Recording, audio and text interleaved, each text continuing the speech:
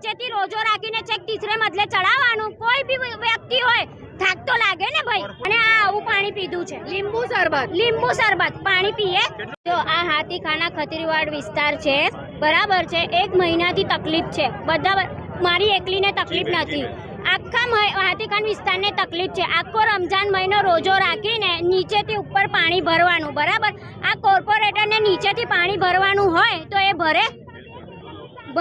અને આ આવું પાણી પીધું છે, લીંબુ શરબત પાણી પીએ. કેટલું દુઃખ થાય છે. શું કહે છે તમે? કોર્પોરેશનના અધિકારીઓ તો કશું જ એ નથી કરતા, જોઈને જતા રહે છે, બરાબર. આ પાણી જો તમે કેટલા 4 વાગ્યા સુધી અહીંનું પાણી જાય છે. તમે શું કર્યું આજે?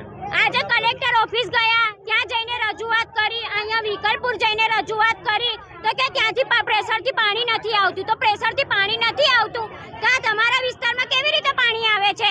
તમારા વિસ્તારમાં લગ્ન પ્રસંગો હોય કે કઈ બી તહેવાર હોય, તમે 2 ટાઈમ પાણી આપો છો ને, તો કેમ મોમેડમ વેરો નથી ભરતા? શું નામ તમારું બેન? આસિયા શેખ.